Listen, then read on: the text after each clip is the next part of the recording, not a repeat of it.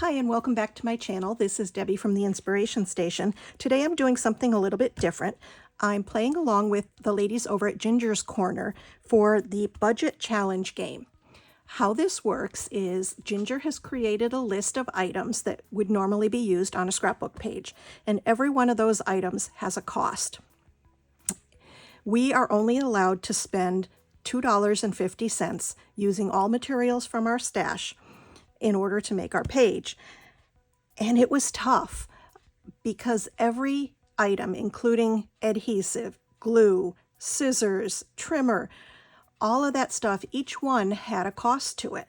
So if it was just the product, the actual papers and embellishments that we were being charged for, I would have had no trouble.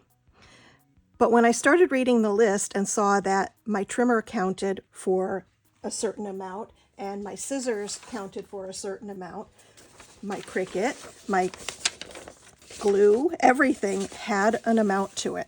And Ginger will have that list over on her website, I believe, and in her video.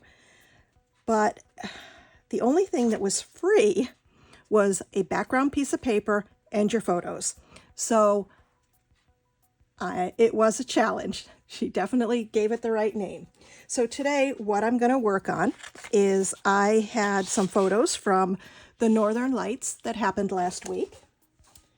I made it really big because I needed to take up the page because I didn't have the funds for putting a lot of embellishment on the page. So what I decided to do is make a mosaic page a little bit differently than your typical mosaic. So with Mosaic Moments, they have this grid paper, and you can put 1-inch squares. You can cut your photos up into 1-inch squares and make this really cool mosaic.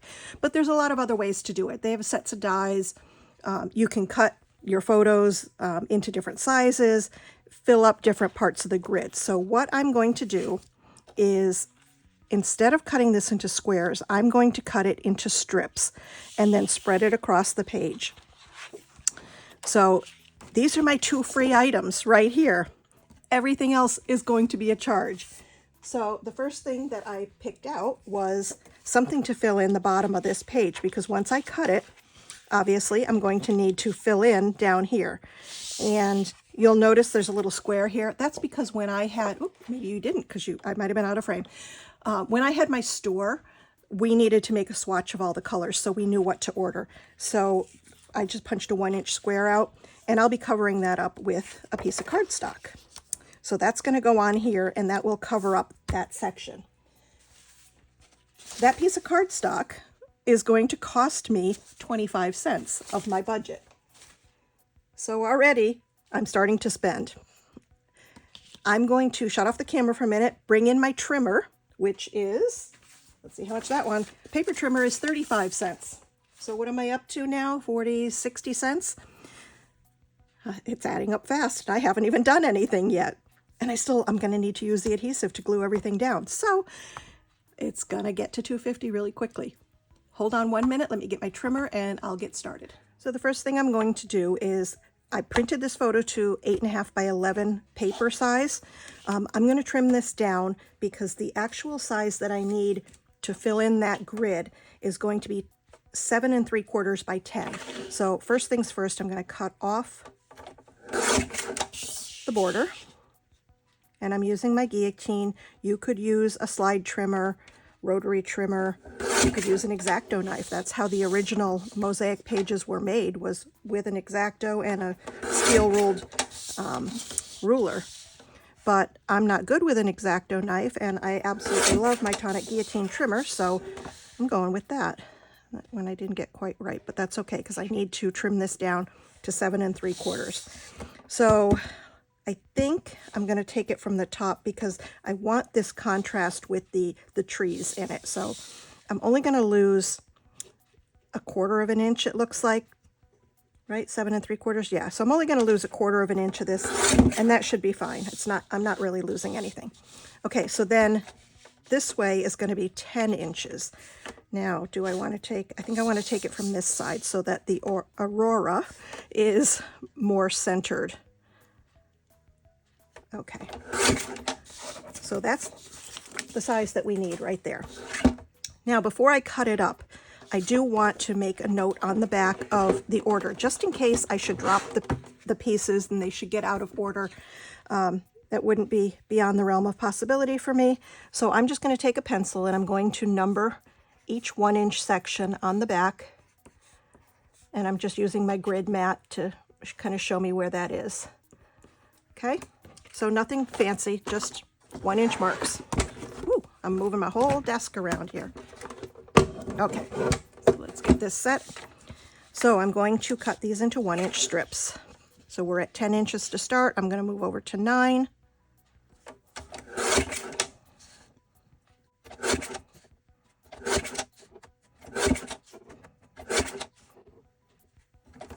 And you'll see that this is a lot easier than the finished product makes it look.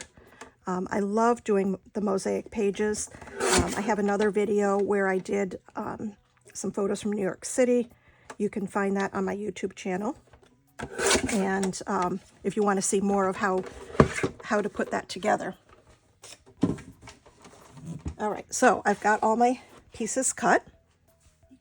I'm going to bring in my grid.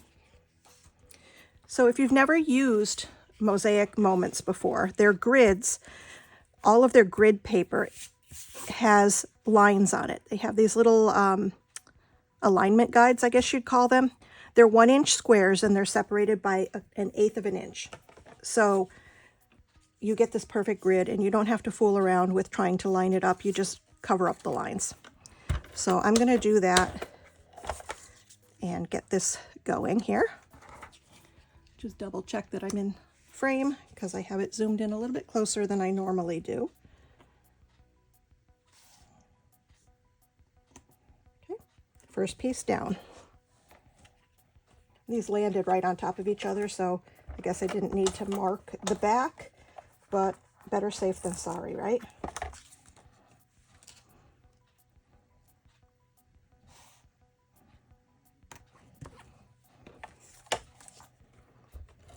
So I will speed this up so you don't have to watch this painstaking process.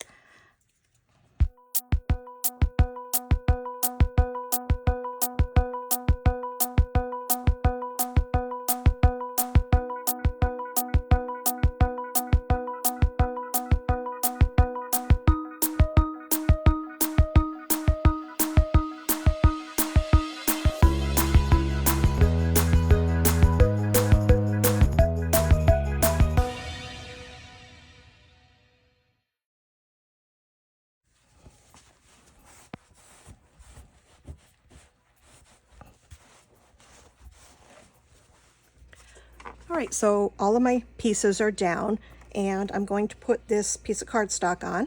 And I thought it would be fun to keep a running total of my purchase, if you will.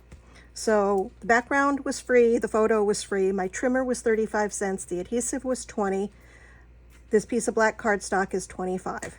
So what am I at here? 45, 70, 80 cents already? Okay, and I haven't even done anything yet.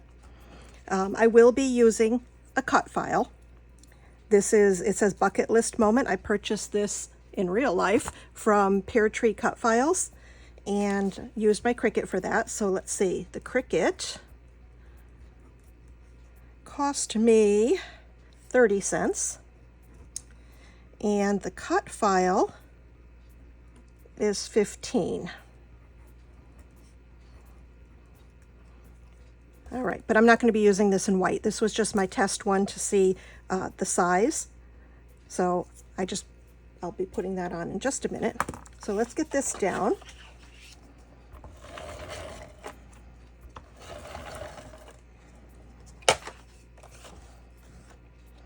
So this gets lined up across the grid just like that. And for some reason, this is a little short. I must have cut it just a hair short. So I'm gonna recut this piece and I'll be back. Okay, I cut a new piece. I have so much black cardstock that it's not a problem. Actually, I don't have to pay for the black cardstock as much because I noticed there's writing on the back of this. That means this is from a scrap, and scraps were only 20 cents. I can't write now. Scrap. Light scrap paper. Is that correct? I believe so. That was only 20. So let's make that. I'm going to save every nickel I can, right? So yes, this was from my album making days when I used to make a lot of handmade photo albums. I taught a lot of classes for that too. And so I found it much easier to actually write on the pieces in pencil as we were cutting them so that they didn't get all mixed up. So this is a scrap piece of paper, so it doesn't count as a full cardstock charge. There we go. All right, so that's my basic. Now, here's where I'm going to get my cut file. I charged already the Cricut and the cut file. I'm using a gold piece of cardstock for the outline, so that was 25, and then a piece of pattern paper. And pattern paper, this is the one that's going to kill me on future pages because it's 40 cents. So I can't use a lot of that, or it's really going to add up. Either that or I just can't glue things down. But anyway, there's where my title is going to go. Now, the problem is going to be embellishing because I need to come up with something that's not going to put me over budget. And I'm not sure what that's going to be yet. So hold on, and I'm going to go dig through my stash. I wanted to quickly show you how I'm making the title for this page. I purchased a cut file from Pear Tree Cut Files, and it's Bucket List Moment, which is perfect. And I didn't want to have to back each individual letter, so I did the contour feature on the Cricut and just had the insides available, for view on the screen. And then I did the offset at I think it was 0.18. So it's just going to fit underneath there. And I will glue it down to there. And I did leave the backing pieces on the mat so that they would be in the exact same position to make it easier. So I'm going to glue this down now. I do have the centers for the B here. Kept those in a little separate tray so I wouldn't lose them. And I'm going to glue it down and then I'll be back. Wow, guys, this was a lot harder than I thought it was going to be. I had to get creative and use the stuff that I've already used because I couldn't really come up with anything that wouldn't put me over budget. So what I did was I decided to cut some of the gold cardstock that I've already used, and that's going to go right across here. Actually, first things first, I took another piece of that scrap black and I ran it through an embossing folder. Now this cost me 55 cents because the Sizzix Big Shot is a cutting machine. So I got charged for that. And then the embossing folder falls under miscellaneous supplies. So that was 25 cents. What I did, because obviously the folder is not big enough to do the whole thing. So if you've never done this with an embossing folder, it's really easy.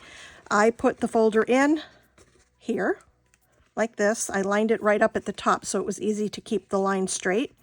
Ran it through, moved it over, ran it again, moved it over. Now, it did squish down one line where the edge was on each one, but it was easy enough to go back on the back side because this was a Swiss dot pattern. I was able to just take an embossing stylus and just poke those holes back up again so they're not as noticeable as they were. So I'm going to put this down here, and I'm just going to put it over the one that's right there. I'm not going to bother taking the other piece off. I'm just going to lay it right over the top. And then I'll take another piece of the gold cardstock and put it there. And I've got my title. Oops. I got my title. And I think what I'm going to do, because I want to cover up, there's this one spot. These are the lights from our house. It was the kitchen light was on, and it showed up in the photos, and it just looks like it's a flaw in the photo. So I really want to cover that up. So what I'm going to do is put the title over that. and I'm going to move it up a little bit. And I don't like the way that this gold piece is going through between the L and the I. So I'm going to cut the gold and restart it so that that piece is gone. I think I'll like that a lot better. So the embossing folder gave me some texture down here, so it's not quite so boring. And then again, photos were free, so I can add one of these in. And I think I'm going to do this one because it's brighter and the purple matches better with the paper that I already have there. This one's a little bit darker. So I think that's what I'm going to do. Again, there's the lights from the house are there, so I'll just trim this down a little bit and stick it on there. And that's it. I'm at $2.40 of my $2.50. So I'm done.